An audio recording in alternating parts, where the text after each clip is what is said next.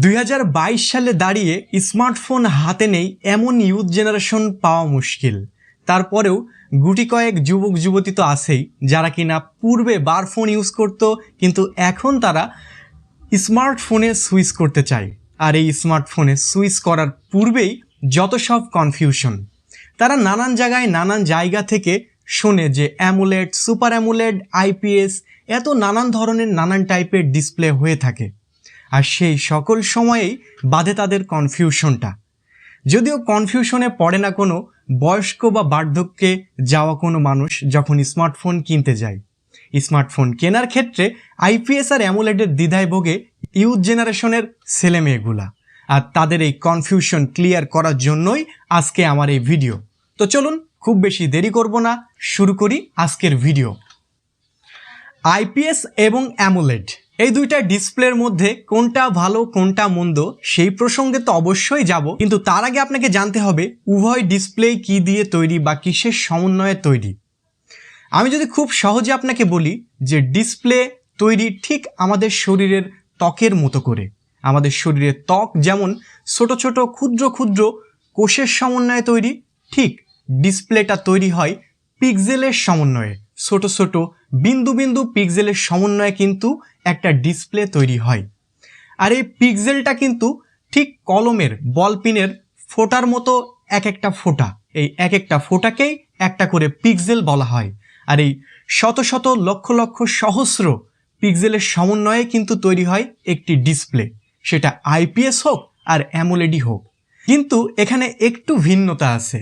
যেটা IPS display বা LCD প্যানেলের ডিসপ্লে, সেটাতে পিক্সেলগুলোকে পেছন থেকে এক ধরনের রশ্মি এসে আলো দেয় এবং পিক্সেলগুলোকে জ্বালায়, আর তার আউটপুটে আমরা ডিসপ্লেতে দেখতে পারি। কিন্তু সুপার অ্যামোলেডের ক্ষেত্রে ঠিক তার উল্টোটা। এই সকল পিক্সেলগুলো স্ব নিজের আলোতে জ্বলতে থাকে।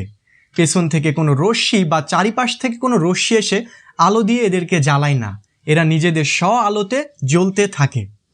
এই হচ্ছে পিক্সেল, আর এই পিক্সেলের সমন্বয়ে তৈরি হয় ডিসপ্লে। এখন এই ডিসপ্লের মধ্যে কি থাকে, আরও একটা জিনিস থাকে, আর তা হচ্ছে RGB, রেড, গ্রিন, ব্লু, এই তিনটি কালারের সমন্বয়ে তৈরি হয় ডিসপ্লে।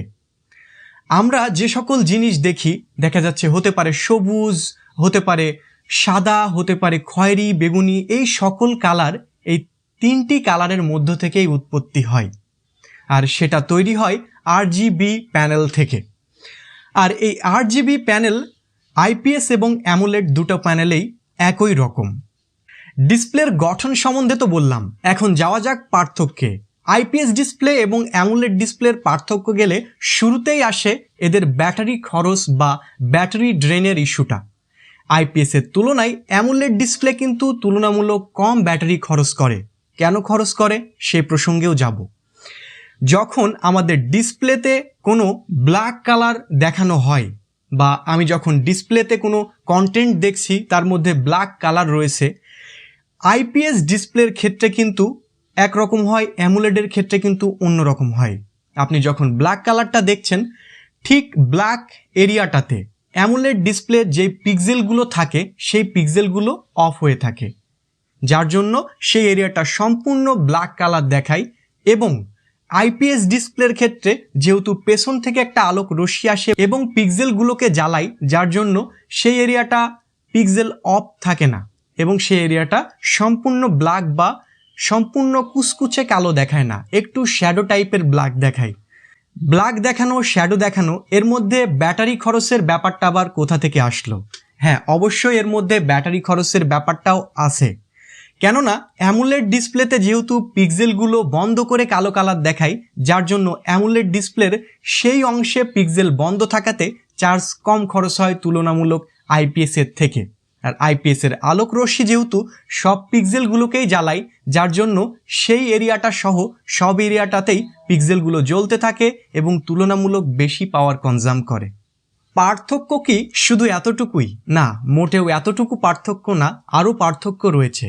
আর তা হচ্ছে এই যে ডিসপ্লে অ্যামোলেড এবং আইপিএস, এই দুইটা ডিসপ্লের দাম কিন্তু দুই রকম হয়ে থাকে। আইপিএস প্যানেলের ডিসপ্লে তুলনামূলক সাশ্রয়ী অ্যামোলেডের থেকে। আপনারা যারা অ্যামোলেড ডিসপ্লে ইউজ করেন তাদের ডিসপ্লেটা কিন্তু ভেঙে গেলে অনেক খরচ বা ব্যয়বহুল হয় যখন আপনি সেই ডিসপ্লেটা অরিজিনাল ডিসপ্লে চেঞ্জ করতে যান। কিন্তু আইপিএসের ডিসপ্লের ক্ষেত্রে তা কিন্তু একদমই উল্টোটা। আইপিএসের ডিসপ্লে তুলনামূলক অনেক সাশ্রয়ী। আপনারা যারা আইপিএস ডিসপ্লের ফোন ইউজ করেন এবং আইপিএস ডিসপ্লের ফোন কিনতে চাচ্ছেন তারা কিন্তু মোটেও হতাশ হবেন না। তাদের জন্য খুশির কিছু তথ্য আছে। যেমন আইপিএস ডিসপ্লে কিন্তু অ্যামোলেডের থেকে তুলনামূলক অনেক বেশি ন্যাচারাল কালার প্রডিউস করে, যা অ্যামোলেড ডিসপ্লেটা করতে পারে না।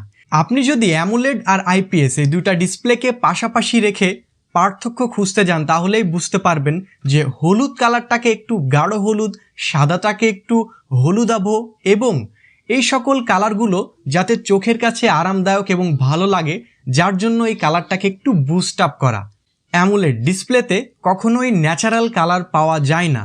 যারা কিনা ভিডিও এডিট করেন অথবা যারা কিনা ফটো এডিট করেন তাদের জন্য কিন্তু অ্যামোলেডের তুলনায় আইপিএস প্যানেলের ডিসপ্লেটাই প্রেফারেবল হবে। আইপিএস ডিসপ্লে এবং অ্যামোলেড ডিসপ্লে এই দুই ধরনের ডিসপ্লের মধ্যে ডিরেক্ট সানলাইটে আউটডোর ভিজিবিলিটি ভালো কিন্তু আইপিএসের।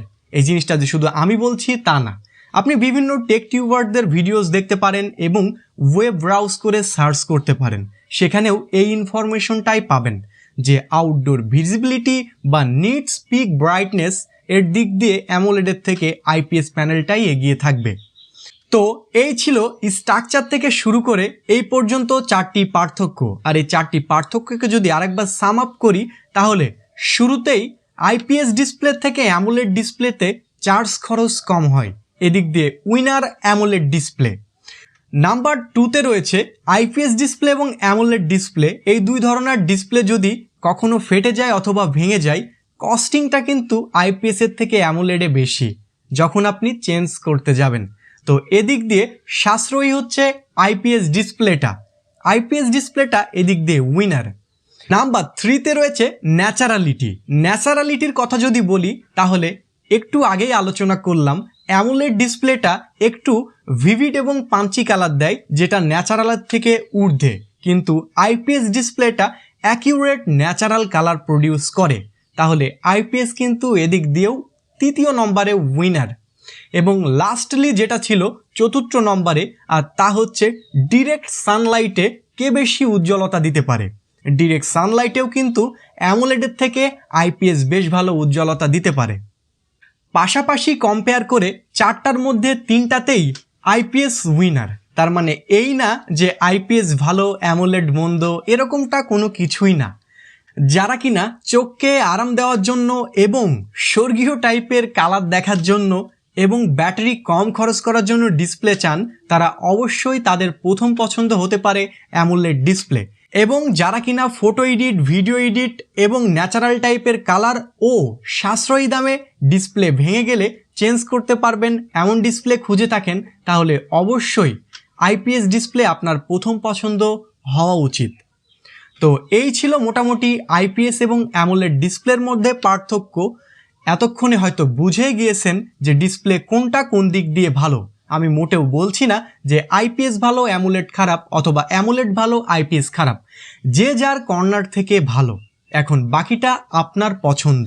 তো ভিউয়ার্স, এই ছিল আজকের ভিডিওটি যদি এতটুকু ইনফরমেটিভ হয়ে থাকে তাহলে অবশ্যই লাইক, শেয়ার, সাবস্ক্রাইব করুন এবং আমাদের চ্যানেলের পরবর্তী ভিডিও না আসা পর্যন্ত ততক্ষণ ভালো থাকুন, সুস্থ থাকুন। আল্লাহ হাফেজ।